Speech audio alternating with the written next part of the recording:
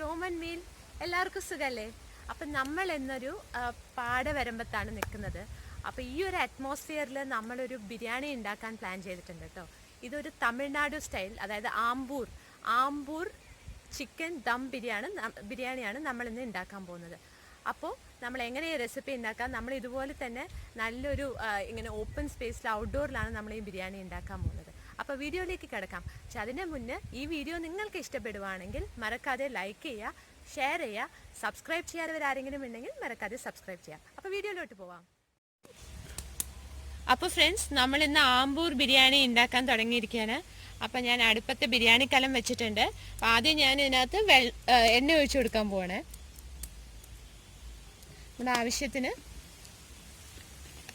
എണ്ണ, അതിൻ്റെ ഒപ്പം തന്നെ നമ്മൾ നെയ്യ് ചേർക്കാൻ പോവാണ്. അപ്പം ഇതൊന്ന് ചൂടായതും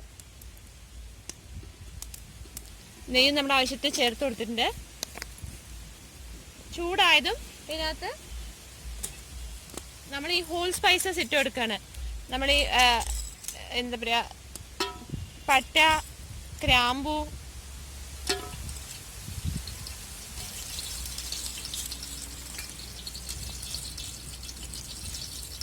ഈ ഹോൾ സ്പൈസസ് ഇട്ട് കൊടുക്കാം. അതൊന്ന് ചൂടാകട്ടെ. ഇപ്പൊ നമ്മുടെ ഹോൾ സ്പൈസസ് ഒന്ന് ചൂടായിട്ടുണ്ട്. ഈ സമയത്ത് നമുക്ക് ഇതിനകത്ത് സവാള ഇട്ട് കൊടുക്കാം.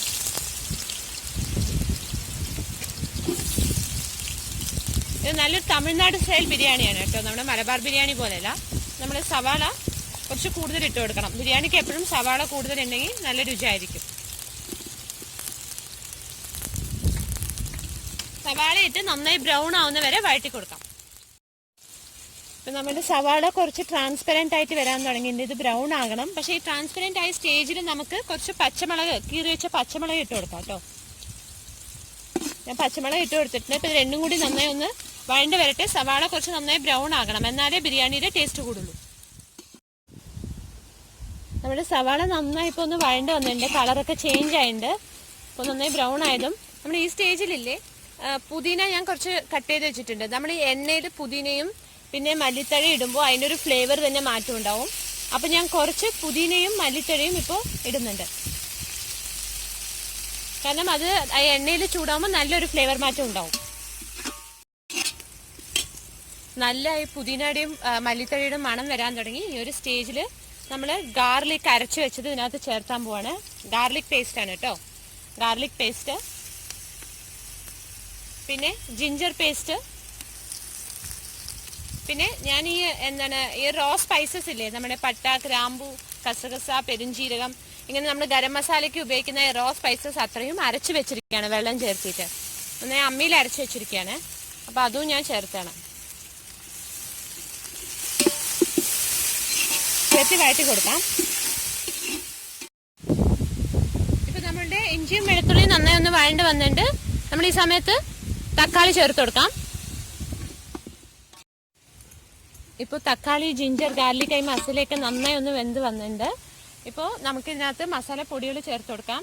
ഞാൻ ആദ്യം തന്നെ കുറച്ച് മഞ്ഞൾപ്പൊടി ചേർത്തിട്ടുണ്ട്. പിന്നെ മല്ലിപ്പൊടി കുറച്ച് ചേർത്ത് കൊടുക്കുന്നുണ്ട്.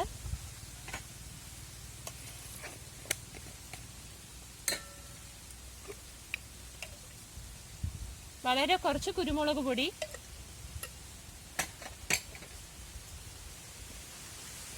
പിന്നെ മഞ്ഞൾപ്പൊടി, മുളക് പൊടി, ഇതൊക്കെ ചേർത്ത് നമ്മളിപ്പോൾ നന്നായി ഒന്ന് വഴറ്റി കൊടുക്കാം. ആ എണ്ണയൊക്കെ ഒന്ന് പുറത്ത് വന്ന് തിളയ്ക്കുന്ന വരെ നമുക്കിത് വഴറ്റി കൊടുക്കാം.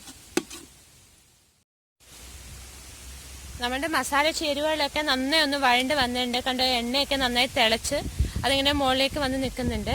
ഈ സമയത്ത് നമ്മൾ ചിക്കൻ ബിരിയാണിയാണ് വെക്കാൻ പോകുന്നത്. അപ്പം നമ്മളിത് ബിരിയാണിക്ക് ആവശ്യമുള്ള ചിക്കൻ ഇതിനകത്ത് ചേർത്ത് കൊടുക്കാം.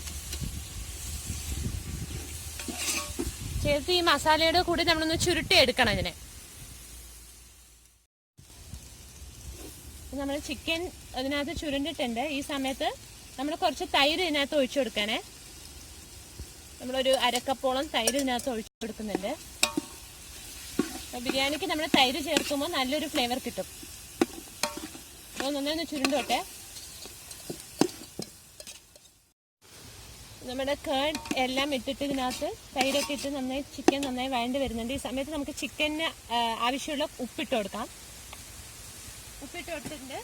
ഈ ചിക്കൻ നമ്മൾ വേവിച്ചെടുത്തതിന് ശേഷം നമ്മൾ അരി ഇടാൻ പറ്റുള്ളൂ. ഈ ചിക്കൻ ഒന്ന് വേവാൻ ആവശ്യമുള്ള വെള്ളവും ഇതിനകത്ത് ഒഴിച്ചു കൊടുക്കാം.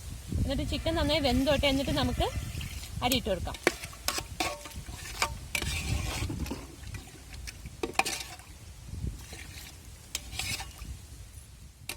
നമുക്കിതിനകത്ത് ഇത് അടച്ചു വെച്ച് ഒരു 5 മിനിറ്റ് വേവിച്ചെടുക്കാം. അപ്പോൾ നമ്മുടെ ചിക്കൻ വെന്തോന്ന് നമുക്കൊന്ന് നോക്കാം. നമ്മളൊരു 10 മിനിറ്റ് ആയി ഇതൊന്ന് അടച്ചു വെച്ചിട്ട്. നല്ല പഞ്ഞു പോലെ വെന്തിട്ടുണ്ട് നമ്മുടെ ചിക്കൻ. നമ്മുടെ ഈ സമയത്ത് ബിരിയാണിക്കുള്ള നമ്മൾ വെള്ളമൊക്കെ ഒഴിച്ചു കൊടുത്ത് അരിയിടാം. നമ്മുടെ ചിക്കനൊക്കെ വെന്ത് വന്നപ്പോൾ നമ്മളിപ്പോൾ അരിക്ക് ആവശ്യമുള്ള വെള്ളം ഒഴിച്ചിട്ടുണ്ട്. അതായത് ഇപ്പം ഞാനൊരു വലിയ കപ്പിൽ, അതായത് ഈ പാത്രത്തിലാണ് ഞാൻ അരി എടുത്തിട്ടുണ്ടായിരുന്നത്. അപ്പോൾ ഇതിൽ 4 ഫുൾ ഈ കപ്പിലാണ് ഞാൻ അരി എടുത്തിട്ടുണ്ടായിരുന്നത്. അപ്പോൾ ഇതിൻ്റെ ഡബിൾ ദി എമൗണ്ട് ഓഫ് വെള്ളം ഞാൻ ഇതിൽ ഒഴിക്കുകയാണ്. അപ്പോൾ ഇതിൽ 4 എന്ന് പറയുമ്പോൾ 8 ഗ്ലാസ് വെള്ളം ഞാൻ ഒഴിച്ചു കഴിഞ്ഞു. അപ്പോൾ ഇത് നന്നായി ഒന്ന് തിളയ്ക്കണം. ഞാൻ കുറച്ച് ഉപ്പ് ഇടുന്നുണ്ട്. നമ്മൾ ഓൾറെഡി ചിക്കനിൽ ഇട്ടിട്ടുള്ളത് കൊണ്ട് നമ്മളിതിന് ആവശ്യമായിട്ടുള്ളത് മാത്രം ഇടാം. എന്നിട്ട് ഉപ്പ് ടേസ്റ്റ് ചെയ്തിട്ട്, കാരണം അരി ഇടുമ്പോൾ അതിൽ കുറച്ച് ഉപ്പ് പിടിക്കും. എന്നിട്ട് ടേസ്റ്റ് ചെയ്ത് നോക്കിയിട്ട് പിന്നെ വേണമെങ്കിൽ ഉപ്പിടാം. അപ്പോൾ നന്നായി തിളയ്ക്കട്ടെ. നന്നായി തിളച്ച് വന്നതിന് ശേഷം അരി ചേർക്കാൻ പാടുള്ളൂ. നമ്മുടെ വെള്ളം നന്നായി തിളച്ചിട്ടുണ്ട്. ഈ ഒരു സ്റ്റേജിൽ നമ്മൾ അരി ഇട്ട് കൊടുക്കാം. അപ്പം ഞാനിവിടെ ഉപയോഗിക്കുന്നത് ജീരകശാല പറയുന്ന അരിയാണ് ഉപയോഗിക്കുന്നത്. നിങ്ങൾക്ക് ബസ്മതി റൈസ് ആണെങ്കിൽ അതും ഉപയോഗിക്കാം. പക്ഷെ ഞാൻ ഉപയോഗിക്കുന്നത് ജീരകശാല അരിയാണ്. ബിരിയാണിക്ക് വേണ്ടിയിട്ടുള്ള ചെറിയ അരി ഉണ്ടല്ലോ, അതാണ് ഞാൻ ഉപയോഗിക്കുന്നത്, ബിരിയാണി റൈസ്.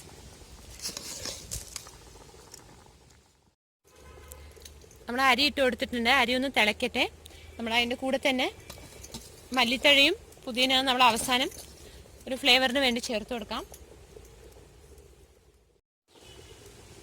നമുക്കിതിലൂടെ നാരങ്ങ പിഴിഞ്ഞൊഴിക്കാം. നമ്മളിത് അരി ഒട്ടിപ്പിടിക്കാതിരിക്കാൻ, ഒന്ന് കുഴഞ്ഞു പോയാൽ ഇതിൽ ഒട്ടിപ്പിടിക്കാതിരിക്കാൻ, സെപ്പറേറ്റ് ആയിട്ട് ഇരിക്കാൻ വേണ്ടിയിട്ടാണ് ഈ നാരങ്ങ പിഴിയുന്നത്. നാരങ്ങ പിഴിച്ച് നമുക്ക് ഇതിനകത്ത് ചേർത്ത് കൊടുക്കാം.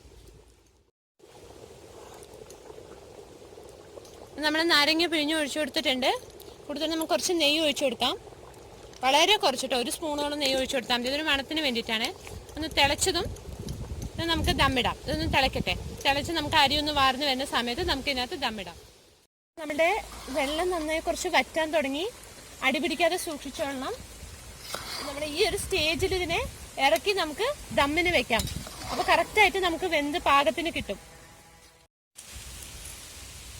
നമ്മുടെ ബിരിയാണി നമ്മൾ അടുപ്പത്തുനിന്ന് ഇറക്കി കനലുകോരി ദമ്മിട്ട് വെച്ചിട്ടുണ്ട്. ഇതിന് പുറത്ത് കല്ല്, അതിൻ്റെ വേപ്പർ പുറത്ത് കടക്കാതിരിക്കാൻ ഒരു കല്ലും അതിൻ്റെ മുകളിൽ വെച്ചിട്ട് ഇപ്പോൾ ദം ആയിക്കോട്ടെ. അതിന് ശേഷം നമുക്കിത് തുറന്ന് നോക്കാം. നമ്മൾ ദം ഇട്ടിട്ടൊരു 15-20 മിനിറ്റ്സോളം ആയി. ഇപ്പം നമുക്കത് എങ്ങനെ വന്നിട്ട് നോക്കാം. ആഹാ, നന്നായി ആവി പറക്കുന്നുണ്ട് കേട്ടോ. നമ്മുടെ ബിരിയാണി റെഡി ആയിട്ടുണ്ട്. നല്ല മണം വരുന്നുണ്ട്.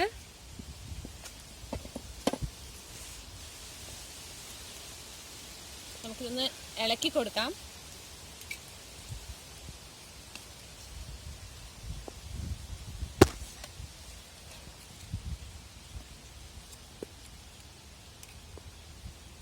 നല്ല മണം വരുന്നുണ്ട് കേട്ടോ. ബിരിയാണി നന്നായി വെന്തിട്ടുണ്ട്.